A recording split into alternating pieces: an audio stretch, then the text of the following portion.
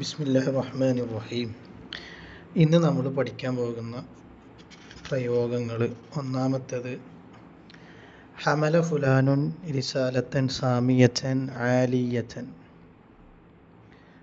ഹമല ഫുലാനുൻ റിസാലത്തൻ സാമിയത്തൻ ആലിയ, മഹത്തായ സന്ദേശത്തിൻ്റെ വാഹകരായി എന്നാണ് അതിൻ്റെ അർത്ഥം.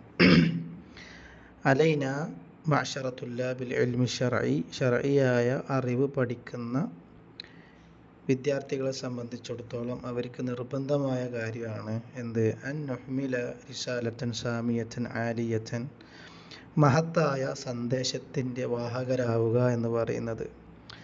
അതെന്താണ്? എന്ത് സന്ദേശമാണ്? വഹിയ നഷറു സഖാഫത്തുൽ ഇസ്ലാമിയ, ഇസ്ലാമിൻ്റെ കൾച്ചർ പ്രചരിപ്പിക്കുക എന്നുള്ളതാണ്. അടുത്ത പ്രയോഗം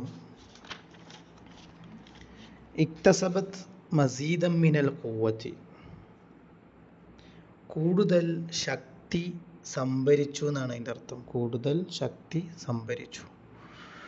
മിനത് തജാറുബ് സാബിഖത്തി, കഴിഞ്ഞുപോയ പരിശീലനത്തിൽ നിന്ന്. ഇക്തസബ്തു, ഞാൻ സംഭരിച്ചു. അൽ മസീദം മിനൽ ഖുവ്വത്തി, കൂടുതൽ ശക്തി എനിക്ക് സംഭരിക്കാൻ സാധിച്ചു. അപ്പോൾ പ്രാക്ടീസിലൂടെയാണ് നമുക്ക് പലതും നേടാൻ സാധിക്കുക. അതിനാണ് മിനത് തജാറുബ് അസ്സാബിഖ എന്ന് പറയുന്നത്. ഇക്തസബ എന്ന് പറയുന്നത് നമ്മൾ ഇപ്പോൾ ഇക്തിസാബുൽ മാൽ, പണം സമ്പാദിക്കുക. പണം സമ്പാദിക്കുന്നത് നമ്മൾ ഹാർഡ് വർക്ക് ചെയ്യേണ്ടി വരും. അതിനാണ് ഇക്തിസാബ് എന്ന് പറയുന്നത്. അടുത്ത പ്രയോഗം നുക്തത്തു തഹവുലിൻ അല്ലെങ്കിൽ നുക്തത്തു ഇൻഇതാഫ്.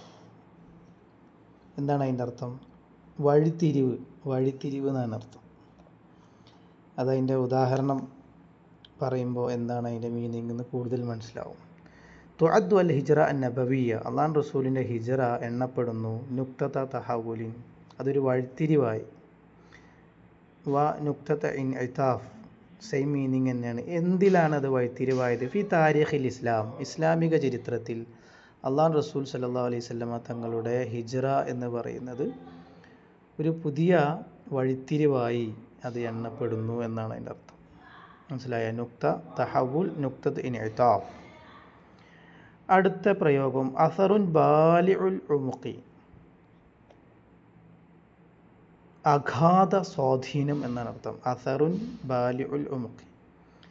അസറ അൽ ഇസ്ലാം, ഇസ്ലാം എന്ന് പറയുന്ന മതം സ്വാധീനം ചെലുത്തി. ഫി ഖുലൂബിൽ അജമി, അറബികളല്ലാത്ത നമ്മളെപ്പോലെയുള്ള അജമകളായിട്ടുള്ള ആളുകളുടെ ഹൃദയത്തിൽ സ്വാധീനം ചെലുത്തി. എങ്ങനെ?